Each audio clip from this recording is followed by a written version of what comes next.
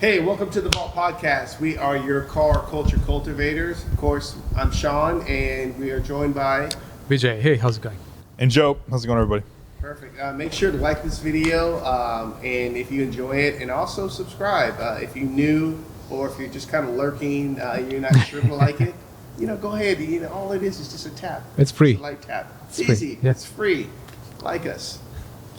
Yeah, and by subscribing to the podcast, you're letting us know that what we're doing on this podcast is good, and so we can keep doing it. As you've seen in the past couple weeks and a month or two from now, we were always changing things, and we're always trying to see what works and what doesn't. We've been enjoying this new format, and I think you guys have been too. So subscribing lets us know that we're on the right track. So without further ado. Oh, I was going to say, and we appreciate those that have already subscribed. So thank you guys very much. Yeah, interacting with the episodes is really fun. We're about to unveil a new type of episode that's going to be coming out right before this one that we think you guys will like as well. But without further ado, VJ, how has the week been? I've had a pretty chill week. Recently had a new role that I took up in the company, so changed teams, and I'm getting used to the things and learning stuff. But yeah, I'm super grateful that I got a different opportunity to work on, and it's been on the work side, and otherwise I'm just preparing for my upcoming vacation in the state of Utah. So that's going to be super fun. The weather's going to be nice this weekend, not too hot. It'll be pretty cool during the day also. So yeah, it'll be nice. Nice. And tell me about the vacation. What are you up to? Just touristy stuff, not car stuff, just visiting places. Now, like trying to do those line of 2-3 national parks, like from Bryce to Arches. Oh, nice. Okay. Yeah, trying to do that. There you go. Mm-hmm. And big congratulations on the new job. I know it's certainly been challenging for a lot of our members and a lot of our audience out there, especially with the economy and with company changes and the whole works. So yep. I'm glad you were able to kind of get back on your feet quickly. Mm-hmm. And we certainly hope those that are out there maybe experiencing a little transitions out there are able to have it just as easy and end up better on the other end. So. Yeah, and it's hard out there. I mean, I know people who've been looking for jobs for months. You know, so it's good that you're able to stay with the same company and to grow with them and everything, and that they value you and everything. Because I know people who work for companies that straight up just do not value them, but they can't do anything about it because they're stuck right now. Yeah. Another day to go for the election, and hopefully we'll be beyond that and into new and more exciting things. And I'm sure we'll talk more about that later on. Yeah, I'm sure it'll come up. So my week has been it's been the usual stuff. I mean, the weather's kind of officially changing in the Bay Area now. There's no hot days anymore, at least this week. Whereas last week there was kind of a couple here and there, and they was trying to fight to stay hot. Yeah. So October used to be not hot. I'm thank God for the cold weather. But with that, detailing is still busier than ever, and traditionally, at least for when I was working without a shop, it was actually the busiest time of the year when it was getting to be fall, because all the guys in the Bay Area that can still drive their classics are now more than ever wanting to keep them clean, because there's still events happening, and it's raining and stuff. So usually it's actually much busier. And October has been busy too. It went really fast. So I blinked and October finished. But I don't know what it is. Everything is mobile this week. Like everything. I've had friends who own shops next to me, like Neil, mentioned I haven't seen you at the shop at all. I'm like, no, it's not because I'm not busy. It's just because I'm in Novato detailing some a 911 somewhere, or it's kind of crazy. Yeah. Maybe with the weather change and with the holidays coming up, all of a sudden everybody's schedules get slammed. Yeah. And there's a little bit less time, to go out and do things. So I don't know, maybe that's it. Yeah, you could feel it in the air. I mean, you could feel there's obviously some excitement because of the holidays are coming and it's cozy and everything. But in general, the tension in the air is super high. I can't really have a conversation with somebody without asking them who I'm voting for. It's a disaster to communicate with anyone these days, and I just want it to be over so badly. Bro, everybody's so on edge when it comes to the election, and I don't care who you vote for. The important thing is that you vote. Is everybody so passionate on kind of both sides, like and with and I respect every kind of the opinions on the left and the opinions on the right, but at the end of the day, it's like we're the same country, we're the same people, and all of us are certainly entitled to life, liberty, and the pursuit of happiness. So it would be nice to get back on the same path with all of us getting there together, no matter who we have, in office. Yeah, and I'm sure this will make someone hate me in the comments, but in general, in the long run of American life, no matter who wins tomorrow or whenever the election is decided, your life isn't going to change that much. That's very so. Just calm down. It's going to be okay. I know people out there are screaming at me probably that it is changing, but it isn't. Like, I was a political science major. I understand how this shit works. It doesn't work at all, ever. Like nothing ever changes. Things go like this, and then the new guy comes in and it goes down, and then the new guy, just like it's a constant this nothingness, or it's happening always. I 100% agree with you, and I think the important thing is is make sure you vote, and especially for like all the local stuff. All your local elections and all your local laws and everything that are on the books, those are the ones that really, really are impactful and make kind of the day-to-day difference. Of course, for all the federal stuff, I just look at that for the tax implications. Yeah. Otherwise, it's not really. It's not kicked down too much to us. But I think the important thing that it is on the ballot, and not to get too political, of course, is women's rights and the outlook on that. And like I said, it's no matter what side you're on, it's just important to vote. Yeah. So by the time you're listening to this, you probably already voted. But if you haven't, I don't know. I don't even know if you have. There's those late people out there. I do the early voting, and guess what? I still haven't submitted my ballot. I know I'm going to get killed for that, but I actually plan on doing it today or tomorrow. Nice. Yeah. Well, in other non-political news, I've been seeing a lot of 996 Boxsters driving around this week, and I just makes me I really miss mine, even though mine was from a flipper that was kind of in bad shape and it left a bad taste in my mouth.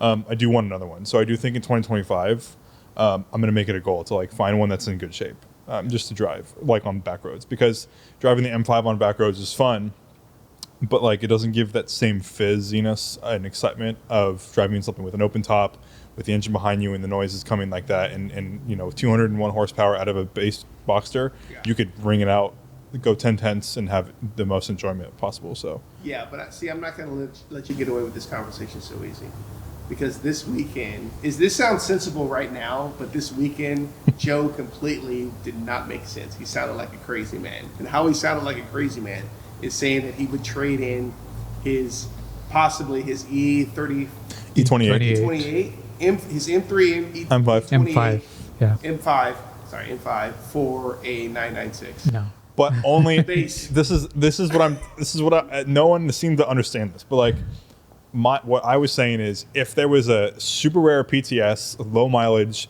narrow body 996 with like concourse condition, I could see that being a better investment money-wise than the E28 with high mileage. And I was purely looking at it from a financial perspective. Yeah. I know that everyone that was around me when I had that said that, all of it immediately. I was shut on immediately. And I'm not going to do it. I'm just saying, if a really cool green or magenta 996 comes up with a crazy interior with 25,000 miles, and they offer me to straight trade for my E28 M5, it's good. I'm gonna at least consider it, because it's. What would you be doing it for? Would you be doing it for the driving experience, or would you be doing No, it for? it would just be a money play. In 2 years, I would sell the 996, profit off of it, and then go buy something else. I don't know, man. I think you still have much more luck with your BMW. I think the E28 M5 is a long play. I think that's a very valuable car in the future. Yeah. But that's my specific one at 200 and something thousand miles. It's not collector grade, And so all I'm saying is, if someone came up to me with a 996 that was a crazy color combination with 20,000 miles, I was Kale's 996. saying. Yeah, if Kale's 996 comes up with 20,000 miles, original paint, perfect, and He said, was- "Oh, I will straight trade this for you." It was a one owner. Yeah. I'll say 996. yeah, take the M5, and then keep the 996 for like 5-10 years. Sell the 996 for probably 40% more, and then go buy another E28. That's better, you know? I don't know, man. Because I love the car. I do love the E28, but that specific one, there's parts of it that annoy me, like that I need to fix that I haven't fixed because I guess I'm lazy, but that's what's so good about having like a high mileage, nice. Yeah, no, I example, brought it up. Is you can drive the shit out of it and have experience it like it's supposed to be experienced without any guilt of anything else. Yeah. Right. Yeah, so don't hit me. That was just an emotional moment where I saw a very cool looking color on a 996, and I was like, honestly, if someone, I'm not actually gonna do it. Okay, like don't cancel me for this. We But don't need you going crazy on the show. yeah, Yeah. but yeah, I do want a 986. I really want a 986. Like the Boxster is cheap enough, like 10 grand for a pretty good one. Yeah. I can keep the E28, and the E28 becomes a car that I drive like occasionally for fun. Yeah. And the 986 is the car I beat the shit out of, and it's like the best of both worlds, you know. So let me tell you. So this weekend I went to a BMW show, and let me tell you, BMW owners are back. It was a nice Cars and Coffee here locally, and great examples of a little bit of everything. There was a M1 out there, great owner, super friendly.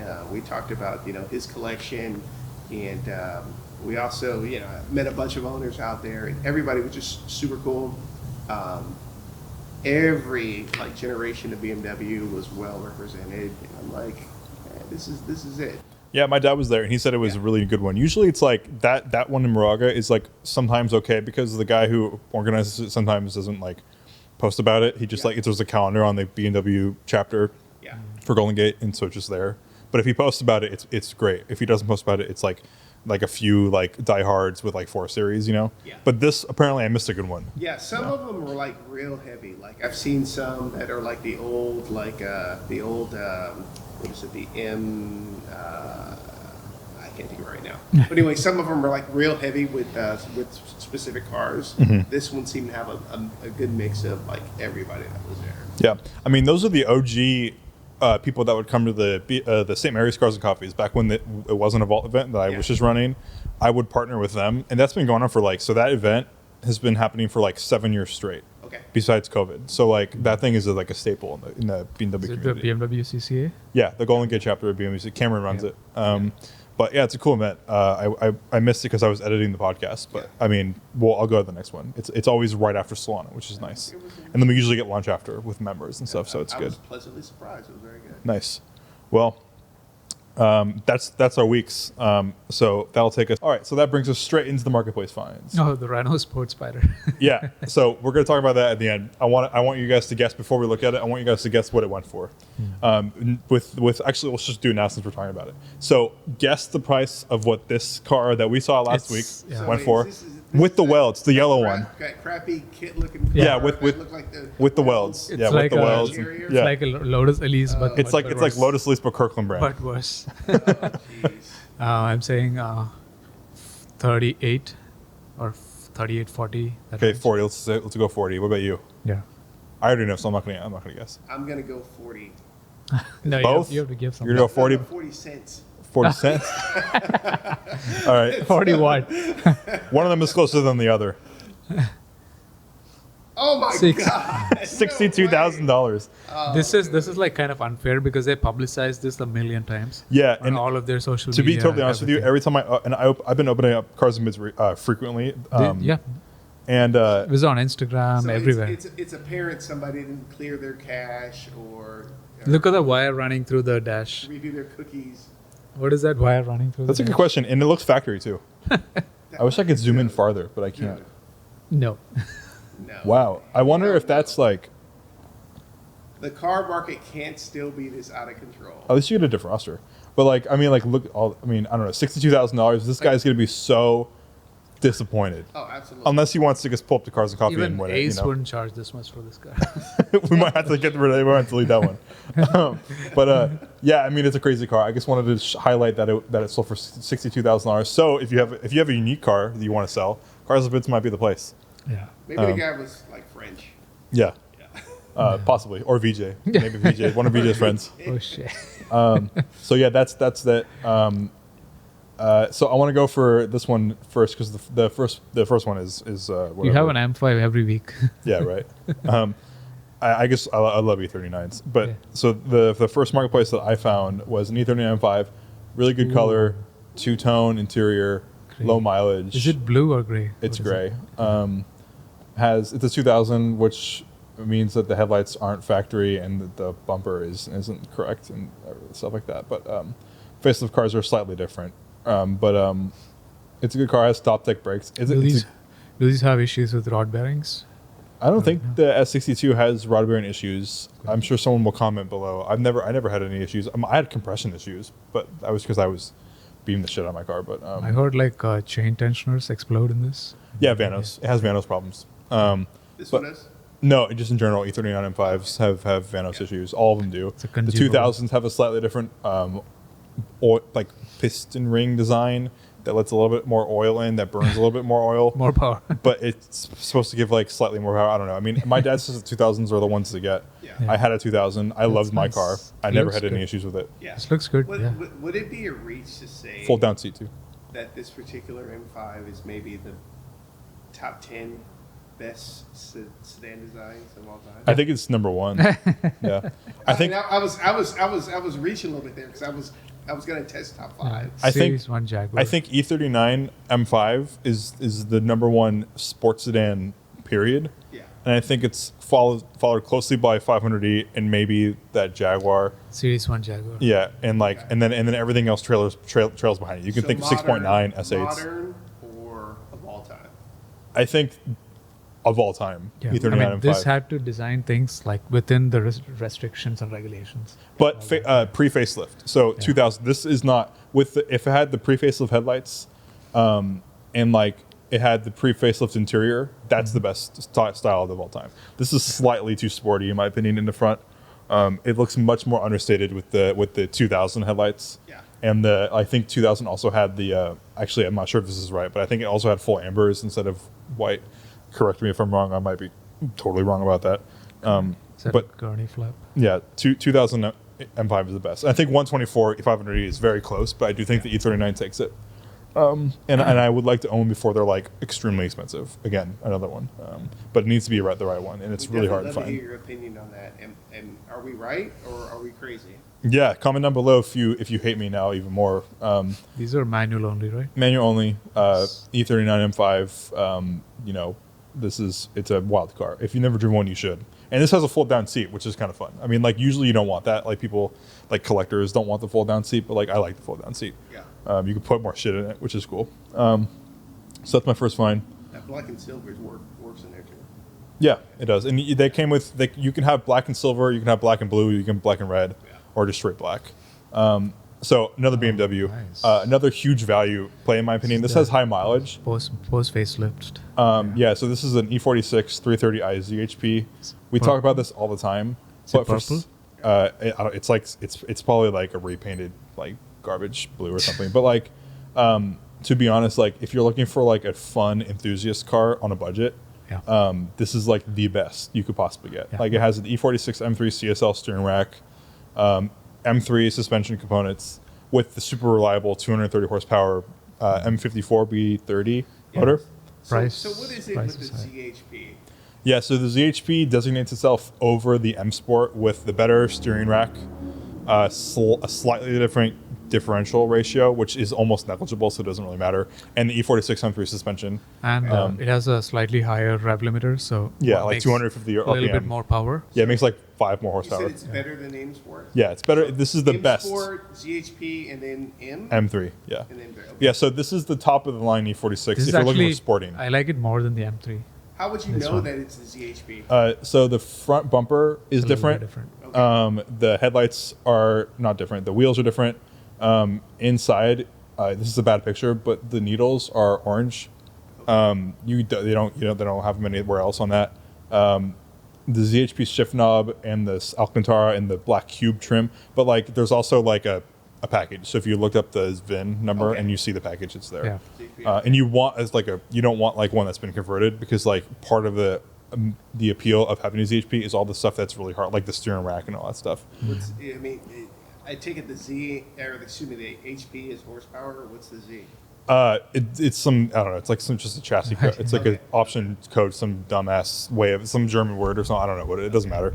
Hey, I'm not afraid to ask the questions that No, yeah. people don't. Yeah, I mean, if you've never driven a I don't know. ZHP, like, we always talk about it, but I'm like, what? it's the best. It's like, this is really the best car for money you could buy, I think, It's a great daily. for an enthusiast. Okay. For $7,000, you could daily get 30 miles per gallon For and 250k tear the back roads miles, up. yeah, and for 250k miles, it should probably be 5k. Yeah, it should be like 4 or 5. I mean, this is not worth 7. I've driven this car like at the similar mileage level at the tail of the Dragon in the Smokies, and it just held up amazingly well. Yeah. It was just catching up and staying with like many sports cars. Yeah, I had a ZHP with aftermarket springs and shocks, and I was able on Highway 9. I was able to keep up with bikes.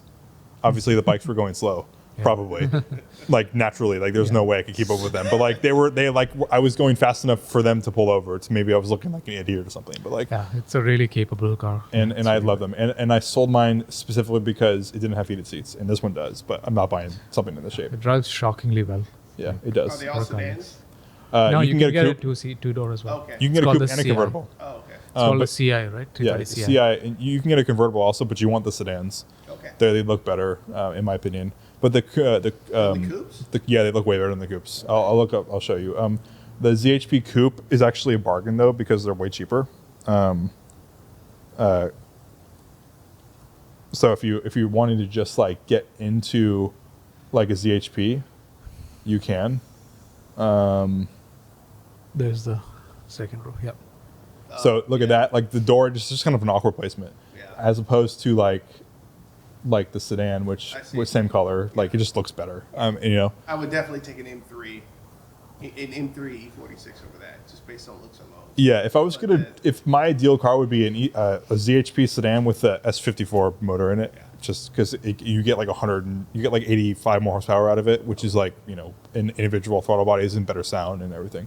But yeah, that's that. And then the third one I picked is kind of like no one will get it, but like my dad's been looking for a wagon to swap his D55 drivetrain into, and so I found one. So if you're watching this, you should buy this. $3,500, green. It's in good shape.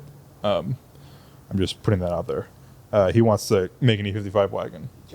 Pull that up again. Yeah. Joe, that wagon is ugly as shit.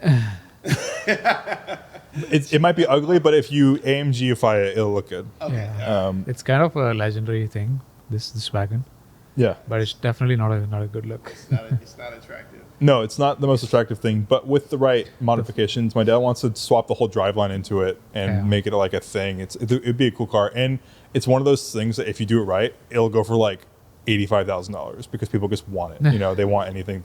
They crave something like a fast wagon. You know. The front end of that car is just not good. And so that brings us into What do you say? I'm gonna challenge you next week to Marketplace Finds. Do not give We're up. gonna do JDM. I'm down. We'll do JDM. You could also find marketplace finds. I scramble at the end of the week. I'm like, shit, I forgot to do this, and so I go for it. But the Discord finds. So if you're not familiar, we have a Discord. Link in the description below. If you're a member, you get free access, and we have a place where you could put marketplace finds that you find yourself mostly terrible. And I found this one. Nice ideas. I found this one, and I'm pretty proud of it. So this is a 1977 Cadillac Opera, and I didn't think this was real, but apparently the Opera is a real thing. This is one of 109. Pimson. It's cursed. It's That cursed. thing- It's so cursed. Yeah, It's like a what is that? A Seville? yeah, it's a DeVille, Yeah. Seville is like a bird, right? but they do exist, and it's off the Seville platform. We don't have to get into it, but like, It's a Halloween Cadillac. yeah, look at this door fitment. It was a lot of Bad decisions made. Yeah, this angle is my favorite. I think. Bolivian And it must have like a 10-liter V8 motor that makes built out of those things. Yeah, it's a huge engine with like 140 with horsepower. 20 horsepower from 10-liter V8 motor. Yeah, Yeah, something like that. yeah. It's like 140 horsepower. My dad actually had a Seville. And red lines at say 600 RPM. Yeah, he had one of these when I was in high school because his parents had one, and he wanted it. It was like for nostalgia, and it was really. It was actually this is actually one of the first cars with disc brakes all around. I remember him telling me that. But yeah, this is great. I mean, he didn't have an Opera, but You drove around in that car, you'd have to have like no less than 3 women. I actually did. I drove it to high school sometimes for the meme, and it was awesome. It was actually hilarious to drive around high school with it. But he got rid of it really fast. Yeah. He also bought his for 10,000. I think he sold it for 10 also. They would all have to sit in the back seat. Yeah, but that's the first find. That was actually my find. This I is was thinking the more people. brick than a The Volvo. wheel, dude, on the side, dude, I've never seen this. That's Yeah, awesome. one of And there's 109. 2 wheels. Yeah, there's 2. One on each side. Yeah. There's 6 wheels in there. Yeah, one of 109. This is like the fancy like spare wheel cavity, That's actually. but you get 2 of them. Is that still for sale? Yeah. You want to buy I'm it? not surprised. That's actually. That could be the Vault art car. That's pretty freaking awesome. You know, this would probably pull some eyeballs Let me at see Car the Week. rear end of that. It just looks like a Seville. Dude, that's kind of. 10 grand. Hey, Sean, buy it. I'll detail It's for you. actually pretty awesome. Yeah, so Or- that's the first find. Travesty, but you know. Horrible. Need to wash my eyes. The second one is more of an interesting car. This is a Honda CRZ. These are good. It's a 6-speed manual These drive really nice, right? hybrid. Yep. Yeah. Um, They didn't do very well though, right? No, Yeah, because unfortunately. CRX replacement. That, Yep. Yeah. yeah. So this has some modifications, but it can get like 40 miles per the gallon. Is it a 6-speed. 2-seater? It's I don't. It probably looks. I've like never it. seen Yeah. inside this car. It just looks like a Civic Yeah. inside. Must be like kid seats in the back. Yeah, I think Jackson found us this one. Okay. But yeah, it's crazy that it's a hybrid and a 6-speed. I mean, like the technology, Yeah. that's pretty cool. They did that with the Honda Prelude, right? Also, it had like a crazy miles per gallon, but it was a manual also. Yeah, Yeah. yeah, exactly. I think that was probably the way they were going with this. 12,000 miles, so it's like brand new. Yeah. And for $18,000, I think this is like the perfect commute vehicle, And like it's fun also commute vehicle. it's also quick around a back road, I think. Yeah, with the hybrid motor and a 6-speed, I think you could probably get it into a power band situation. I don't know. I'm not sure how much power it has, but It would be nice to this car and try to talk any of our listeners or viewers into buying one of these. you know, I can see Wesley in this. Wesley, if you're listening to that, you should buy this. Replace it with the i3. I know you had some issues with your i3 recently, so you should buy this instead. I think Joe today is all about talking people into bad decisions. Yeah. That's usually what I do. I enjoy doing that, so it's not my problem, you know. But I don't think this is a bad decision. I think you'll save money So, with it's gas. overpriced, right? Yeah, it's way overpriced. I mean, no one should ever buy this car for $19,000. Should be less than 10. It should be like 7, yeah. But I don't know what I'm talking about with CRZs. A 6-speed is probably Oh, like a it's fine 12K another. miles. It's 12K miles. 12,000 miles, and it's Gas, you'll look like an asshole. yeah. With coilovers too, you look like that guy with the Honda. You know, Yeah, exactly. all you'll need is like a big fart can. Yeah, VTEC and stuff. But yeah, those are the member Discord finds. Once again, to become a member, link in the description, and to become a member of the Discord, also link in the description. It helps all of us out. It's a really fun community to be a part of. So we would love to welcome you there. So for today's main topic, it's kind of just a rant. Finding these marketplace finds and going on Cars and Bids and bring a trailer and all these different auction places. I like to scour the web and look for place things. And what I've noticed recently is that everything is a flip. All of them. They're always these cars that look great in photos, but have so many massive problems that are being hidden. And so I think it's annoying. I think it's ruining the economy of enthusiast cars, because in the next 10 years, the next things, people are spending so much money to get these things back up to snuff. I've been burned a couple of times from flips. I think everyone's probably been burned at some point. Yeah. As they should be. Yeah. I think the whole enthusiast car market died at the end of the pandemic. When everything was sold, everything was gone, and everything was overpriced, and now it's just crap out there. Yeah, exactly.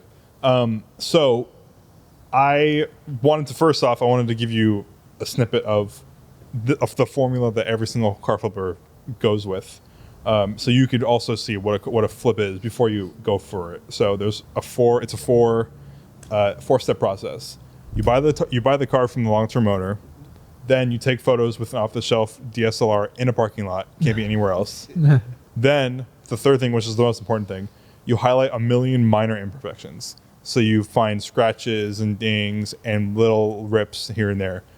And then the fourth thing, in the listing, you tell the people that you're selling for your stepdad, so that when you give them the pink slip, it's not your last name, but it's your stepdad, so that's why it's not your last name.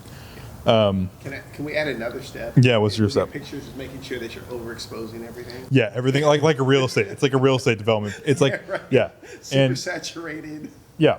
And so if you've seen any of these, like any of the above, you can kind of comfortably assume that the car is being flipped. Obviously, like that's not for every single case, but that's just how it is, right? And so we can go through, but one of the biggest ones is the third one with the highlighted million imperfections. They do this to create an illusion that they're being really thorough, but what they're really doing is hiding major issues, and then in turn they'll go onto like fcpeuro.com and like build a basket of like a whole bunch of parts, and then just take a screenshot of it and say this is all the parts that I've put on the car, but they actually have no service records of it. Or as the viewer, you're looking at it, you're like, oh man, that's not so bad. Oh, I can fix that. This is a steal. It's a deal of a lifetime. Yeah, so they get excited and they buy the car, and then $20,000 later they're into a mess. Like for example, like I bought a car, a W211 E55 for what I thought was a good price, and then 20% of the value, like 30-40% of the value of the car later, I got a good car. Like I had to like pay so much money to just get this car back up to snuff, and it was such a disaster. Yeah, I went and looked at a Porsche, an RS. GT3? No, a Carrera, a 993. 964. Okay, No, 964. Oh wow, those yeah. are like big money. Yeah. Yeah, actually, it wasn't too bad, but it was misrepresented. And again, the pictures made it look great. You go see it in person, you're like, oh man, yeah. Yeah, and that's why like on a lot of these auction platforms, it's so important to really pay attention to the photos and the specifically the like the service records, because you can look at service records and you could see like what's really been done and how long ago it's been done. Yeah. Like there are cars all over the web that look amazing, but and are presented amazingly, that are really just like time bombs waiting to go off, or cars that are about to go that just go haywire. And I see it all the time, and it just drives me crazy. And so I want to know how to fix this situation. Like, what do we do as car enthusiasts to make sure that this doesn't happen? Well, I mean, for instance, if you see something like a brand new Civic Type R or a GR Corolla on an auction platform that's been bought off dealer and then immediately put on sale, especially when that particular car was not easily available, you try not to, I don't know, buy it from them. yeah. I mean, it's easier said than done. Yeah, and you can also look at, when you look at BAT and Yeah. Cars and Bids, is you can also look at their history and see, how often that they're selling cars. Yeah. To measure if they're how much they're flipping or not. Mm-hmm. Yeah, especially like I don't mind if that's like a car which is like a GT3 RS, is like a 200,000 plus car, which you're working in a different level of financial level. But then if you do it with an accessible car like a GR86 or a Miata or a Civic Type R, which are like cars that real like common people who aspire to saved up to buy and actually wanted to drive it their whole life, and then now they can't buy it because flippers hoarded it from the dealers and trying to oversell like the 400Z and all these like attainable cars, they just got ruined. Especially GR Corolla, when it came out, it was very bad, and Civic Type R probably still is like that. So that sort of attainable level cars, like it's very extra egregious when you see people trying to rip off like common people instead of just like super rich who don't even care about the ADM and stuff like that. Yeah, if you're gonna look into a flip, and especially if you're gonna measure if it's legit or not, is you really have to ask about the story of the car, and if they can really like recite a story, then it might be something to look into. But if there's some janky ass story about this was my stepmother's car, or this was my my dad's car, but I don't have any paperwork on it, then it's like it's BS. Yeah. Yeah, and I mean, like for the most part, like I think I respect the flipper more if they're just straight up with you and it's like I'm flipping this car, like that's it. I bought it for nothing and I fixed what it needed to be fixed and that's it, and that's why it's for sale. Yeah. I get that.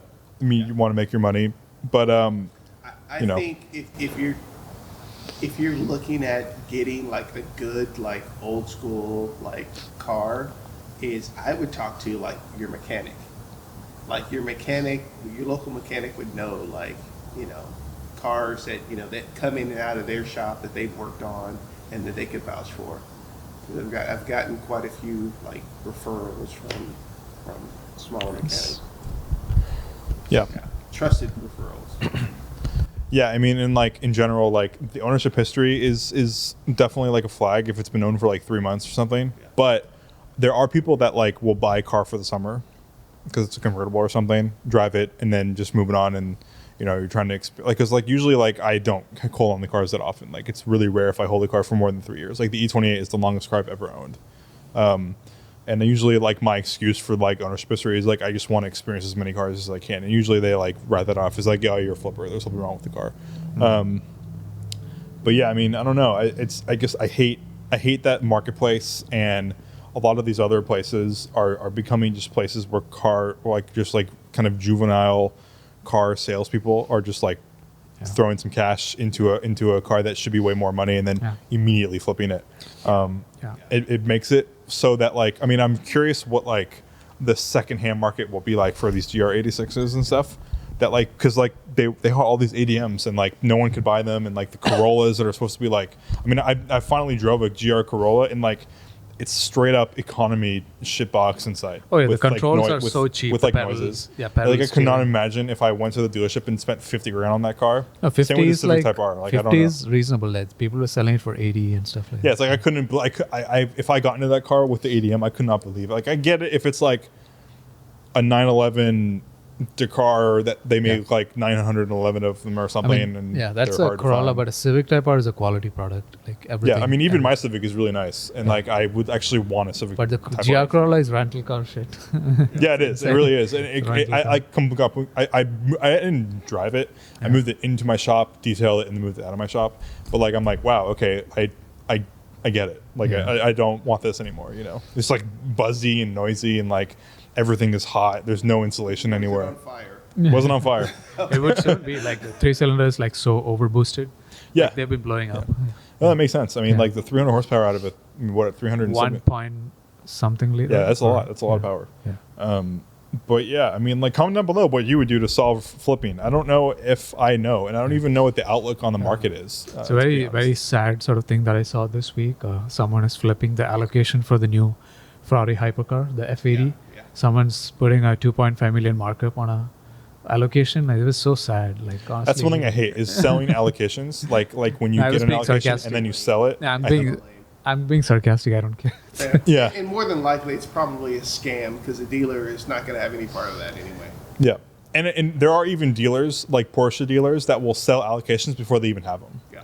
Like they'll be like, I have a line on a It's 911 like an opportunity ST. to have an opportunity. Yeah, I have a line on an ST. We're gonna definitely get an allocation. We don't have one yet. Give us $500,000. We'll guarantee your spot. No, buy 8 Macans and Yeah. and we'll give you an opportunity to It's like have an Rolex. opportunity. Yeah, it's like Rolex. Like if you buy $500,000 of watches this year, we'll give you an opportunity to get a Daytona in 2 years. I'm not joking. Like a guy I know bought 8 Macans from Porsche Marin to get an ST. It's just That's crazy. yeah. Bought 8. You know what's funny? So I bought our Macan from Porsche Marin, and again, it just goes to who you talk to. I was talking with the salesman, this person, and the sales manager. All they said is, "Oh yeah, you just buy one car from us, and we'll put you whatever you want. Is we'll make sure we get it for you." Yeah, and you could probably like, I mean, like the first, like It's who you know. yeah, and it's also with I mean, from my experience with watches, it's also like how you present yourself. Like I walked into a jeweler in Walnut Creek like a year ago, wanting a Tudor, which is like not a watch that like it's an everyman luxury watch. Like it's like not something that like you have to put it on it, put your name on the list. But I was in basketball shorts. I guess I just finished a workout. I walked in, I tried the watch on. I say, "Can I buy this one here that I'm wearing?" And they're like, "No." And I'm like, "What if I gave you cash? Like, what if I walked to Wells Fargo, pulled cash out and gave it to you. And he's like, no, it's like, we can't sell this to you. And I'm like, okay, put my name on a list. And then I went to, I talked to my friend Paul Mitchell. He's always well dressed. Yeah. Which I saw the Bentley. You did? Yesterday, yeah. Where'd you see it? I saw it in Walnut Creek. Really? Yeah. Was it leaking or no? No, he was driving it. I was like, oh, there's Joe's car. Paul Mitchell is a very well dressed guy. He is. Yeah. He's a super well dressed guy. Driving off of Gregory. Yeah, that's awesome. I'm glad he's still driving it. Dresses like a Bentley owner. Yeah, I was pretty surprised he wanted that car, but like it looks good with him. But he referred me to someone in Carmel that had a jewelry shop. I walked into that jewelry shop with his recommendation, got the exact same watch immediately. Yeah. And from then on out, I have a relationship with that person, and I'm good. I never go back to that place. I will drive to Carmel to get watches now. Yeah. Yeah. All that greed shit is over with, or it should be over with. And if you're still on that like type of hype, dude, you won't be in business too long. Especially That's what it nowadays. is. It's greed. It's greed everywhere. Yeah. I have to. Oh.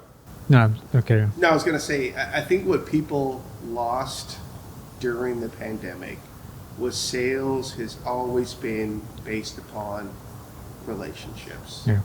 Quality sales, at least. And if you lose that and you're just focused on Immediate the next profits, dollar, yeah. the immediate gratification of making a sale, is you're not going to be in whatever business you are from. Yeah. Yeah, relationships really matter. I mean, like we talked about this 2-3 weeks ago, where I had the epiphany where like people are buying you instead of the car, instead of the detail, and these flippers are doing the opposite. They're selling their E36 M3 for $25,000 with Vanos issues and rust not disclosed, and that guy's gonna hate them forever. But he doesn't care. They're on to the next thing. Same with house sales people that are just trying to get people into houses that they don't need, or they're too big for them or something. Same with watch dealers. Same with Porsche dealerships that are trying to make you buy 50 Macans before they give you an 911 ST. All that stuff. Like it's a bubble. It's a bubble that's just it's ruining the enthusiast market in general for everybody, for everything. Watches are all of it. And dealerships, car dealerships are now back to being desperate. Yeah, because they have to be, because like now they've destroyed. I mean, dealerships for the longest time were all about relationships. Like my dad would go to a specific person at BMW Concord to get his cars, right? And now, at least in Porsche's situation, like with all these allegations and stuff, like it makes all the people who want to spend money with them hate them because they can't get what they actually want. They have to go through all these hoops. So like it's making them not want to come back, and they just wait for cars and bids to sell one of them, and then they'll bid on that. Yeah, and especially when you talk to Porsche, especially the illusion of it being rare. I need to tell you, dude, your GT3, your GT3 RS is not rare. I mean, look at the Bay Area. You can see like 7 a day. It's like it's not particularly impressive. They're not like limiting the production. Yeah. I get it if they're limited production and like it's like whatever, you want the special one, but like, and you have to spend money to do that because they're not going to give it to anyone. But and even a the GT3, even an i11 ST, it's limited like 1963, but then it's like basically a GT3 with some parts removed, and they just like marketing it essentially. Yeah. So shorter gearing and whatnot, but sure, it's mostly a marketing to people who'll fall for it. Yeah.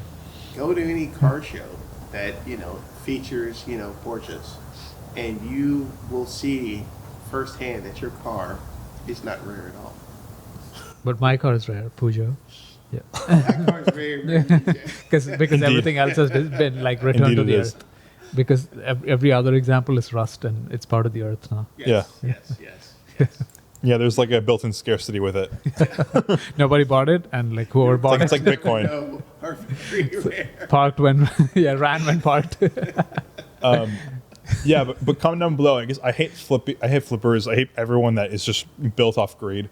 I don't think that's the way to do business. I don't know why recently. I think it's probably because of the economy in the past 3 or 4 years, where it's like governments printing trillions of dollars, and there's so much more money floating around. Low interest. PPP money and all this stuff. Like there's just cash all over the place, and I think that's kind of like, I think that's kind of generated a new kind of greed amongst people. And there are greed indexes where you could track like based off the stock market, like who is like searching for what, and like it's like recently it's all been like pinged to the greed section. So eventually that'll correct itself, and I think flippers will probably go away because there's going to be no margins anymore. Yeah. But Patience is definitely going to be a virtue. Is you're going to see the longer you wait. Is I think especially if you're looking for an enthusiast type car, is I think they will be back. It's going to take a little bit of time. I think we're starting to see a little bit of certainly some flux in the market with all the repossessions that are also taking place, the high interest rates, the access to cash or lack of. So I certainly think that, give it another year or 2 or 3, we're definitely going to see some enthusiast cars back out there. yeah, I'm looking forward to that. Yeah. Hang on to your cash. Be patient. Yeah, save money now. Yeah, be patient, and I'm sure you'll be able to make your own offers on some of these cars. Just like I did with my Peugeot. Yeah, exactly. Yeah, Exactly. Peugeot 911 Dakar, 911 ST is the same kind of situation. Yeah. You have a lot of enthusiast cars P-car. out there P-car. that I think people have overpaid for. Yeah. Oh yeah. And they're going to be looking at ways to get out of it, or Yeah. just to be able, or just dump it. Yeah. Especially all these economy cars, GR86s, Corollas. Oh, yeah. Maybe not the Civic because Civic is nice experience, but like all these like plastic things that have fun noises, like it's gonna be so hard to offload these things unless they keep them forever, which I hope they do. I mean, like they're built to be kept forever, and they're built to be driven into the ground, and then you get the next one. Yeah, that's it. Comment down below your opinions on flippers and how you would solve the problem, and what you're after and what you can't get. If it's watches, if it's cars, I would love to know if anyone else is suffering the same issues that we all suffer. Okay, and that brings us into this scenario. For today's scenario, we're playing devil's advocate, and we are now flippers. So, you're a flipper. What car would you flip, and why? I'm gonna start because both of you are gonna have some crazy thing. I'm just gonna go standard issue flipper. So we're flipping to make some money on it. Yeah. Okay. So I'm buying a 2008 E90 M3 with 172,000 miles for $10,000. Has a rod knock, and the interior is torn. So what I'm going to do is I'm going to bring it to my sketchy shop. I'm going to have them put super thick oil in it, way too thick, so that we can calm that knockdown a little bit. Get some sick overexposed pictures on the top or in the middle of a parking lot at night, so you get that cool night scene. Yeah. Sell for $37,000 on Bring a Trailer, and then or other auction sites because I don't want them to sue me, and never return any calls from the buyer when the rod exits the chat from the car into the fender and into the sky. I'm going E90 M3. I think that's an ideal epitome flipper car. It's Is a very fuck rod boy knock car. E90 M3. It's a fuckboy car now. It so- is literally, which is too bad because they're great cars. But that's mine. What about you guys? I'm gonna flip Hot Wheels and Matchbox models, which are like rare. Maybe I'll just like spend like 5 to 10 years buying Macans and Cayennes from Porsche dealerships, building that amazing relationship. And once the next edition of the 911 ST comes out, I'm gonna mark it up by 100%. It's gonna be lapped up within like a matter of minutes. Like 10 years of work to make $600,000. Nice. Hey, it's worth it. And then never talk to them again. Who are you? Nice. So, the first thing I'll probably do is go pick up any base model Porsche. It could be a 356, it could be a 911, hell, it could be a 912. Get like seat inserts that are cool. Yeah. Oh, wood shift knob ball. Wood shift knob ball. That's the way to do it. Seat inserts. Pasha and- seat Rod inserts. Emery build. And Yeah. what I'm gonna do is I'm gonna bring it to Luftgekult. I'm gonna go rent a space. I'm gonna rent a farm somewhere. Then I'm gonna go to the beach, and I'm gonna get a fucking bucket of sand, and I'm gonna go throw a bucket of sand and grab some leaves and throw a bucket of leaves on there. And I'm just gonna grab a bucket of crap. And I'm gonna throw that on there too. And I'm gonna classify this as a bar find. No, Oh, yeah.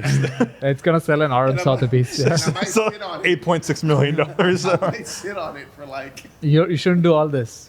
Just get a piece of metal, write a VIN number on it, hide it, hide it on the ground. Oh, look at that. What do you know? Did you know that that the one of the gull wings at that auction sold for like $9 million? I mean, it was an alloy body one, so it's a little rarer, but like a piece of like it was like, I mean, someone's gonna restore it, but $9 million.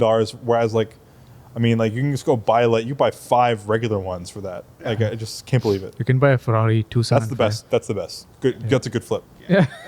That's a good flip. Yeah, barn finds are super hard now, like in auctions. Right.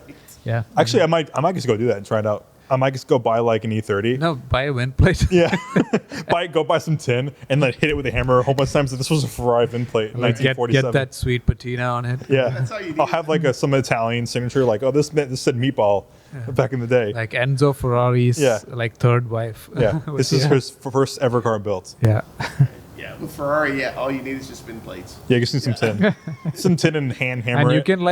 can even Ferrari don't know how many they made because No. they did a bunch They're of just like, fraud. we don't know. That's probably that looks like something. The Ferrari were fraudulent, like in selling limited edition cars. They Yeah. would make more than they promised, and like some of the numbers are just fake win numbers. Yeah. So yeah, you can make it up. Because you could, I mean, if you're the right person, you could always request the same VIN number and they would produce it, right? Yeah. Yeah. Yeah, tell them it was destroyed. If you find in that fire. VIN, Sure, yeah. if you find, I think the way is if you find the VIN that is with the, well, you find the VIN, you can go to Ferrari, probably pay an exorbitant amount of money for them to like rebuild that car for you ground up. So Yeah. you can just go put a piece, if you had $1 million, go buy some tin on Amazon, hit it with a hammer Yeah. and say, this is the lost 250 the GTO. the lost 38th 250 GT. I found it in Milan, on the train track. If someone ran with it over. cocaine inside it. Yeah, And what's crazy is somebody would actually pay big money for it. they would. Yeah. That's Yeah, how they would. stupid it is. At least 20 grand. They just Yeah, want at to. least. They just want a story to tell in the bar. They just want the story. Yeah. Those people are buying the story. Yeah. They are.